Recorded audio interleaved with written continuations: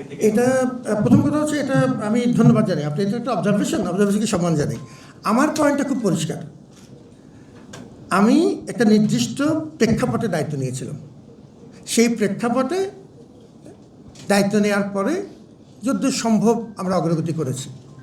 ওই ক্রান্তিকালীন অবস্থা উন্নতি হয়েছে, অতএব আমার দায়িত্ব শেষ হয়েছে। It was never an employment for me. The position of vice chancellorship was never an employment for me. It was a special responsibility, এবং সেটিকে আমি treated them this responsibility as a public trust. সেই দায়িত্বটুকু আমার মনে হয়েছে যে যেহেতু ক্রান্তিকালীন অবস্থা এখন আর নেই, পরিস্থিতি ভালো হয়েছে, আমি আমার দায়িত্ব শেষ করে আমার যে মূল কাজ শিক্ষকতা ফেরত যেতে চাই। আমি বাবা বুড়া হয়েছি, আমার বিশ্রামের প্রয়োজন। এটা তো জটিল প্রশ্ন, আমি তো জানি না আসলে, তো আমি জানি না।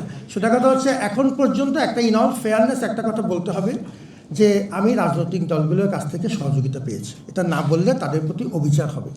আমি বিশ্ববিদ্যালয়ের স্বার্থে বিএনপির প্রধানের কাছে গিয়েছি, জামাতের প্রধানের কাছে গিয়েছি, এনসিপির প্রধানের সাথে কথা বলেছি। তারা প্রত্যেকে আমাকে অসাধারণ সম্মান জানিয়েছেন, অসাধারণ সম্মান করেছে প্রত্যেকবার। তারা খুব ভালো মতোই জানেন যে আমি রাজনীতির মানুষ না, কিন্তু তারা আমাকে সম্মানটুকু দেখিয়েছেন। ডাকসুই বলেন বা তার আগের পরিস্থিতিটা বলেন, 11 মাসের যে প্রস্তুতি, কোনো রকম বড় মাপের এই সংঘাত রক্তপাত হয়নি। কারণ আমাদের রাজনৈতিক সংগঠনগুলো এবং ছাত্র সংগঠনগুলো মোটামুটিভাবে একটা পরিমিতিবোধ বুঝিয়ে রেখেছেন এবং সহনশীলতা দেখিয়েছেন। এটি আমার প্রতি তাদের একটি বড় উপহার মনে করি, এবং আমি তাদের প্রতি গভীরভাবে কৃতজ্ঞ। আমি এই কথাটা বলেই শেষ করতে চাচ্ছিলাম যে বহু মানুষের অবদান আছে আমাদের এই কঠিন সময়ে। যখন আমি মাঝে মাঝে চোখ বন্ধ করে চিন্তা করি যে কী কঠিন সময় আমরা অতিক্রম করেছি, এবং আল্লাহর রহমত ও মানুষের ভালোবাসায় আমি অনেক মানুষের কাছে কৃতজ্ঞ। আমার এসএমটি সিনিয়র ম্যানেজমেন্ট টিম, সাংবাদিকদের কথা আমি বলেছি, বিশেষ করে ডাকসুর সময়ে সাংবাদিকরা যে মনিটরিংয়ের দায়িত্বটা পালন করেছেন, সেটি এই পুরো প্রক্রিয়াটাকে একটা গ্রহণযোগ্যতা এবং বিশ্বাসযোগ্যতা দিয়েছে। তাদের প্রতি আমার গভীর কৃতজ্ঞতা আছে। যে সাংবাদিক দায়িত্ব পালন করতে গিয়ে মারা গিয়েছিলেন, আমি এখনও, এবং এটা আমি এখান থেকে বলছি, আমি তার জন্য দোয়া করি। কোনো কঠিন ব্যাপার।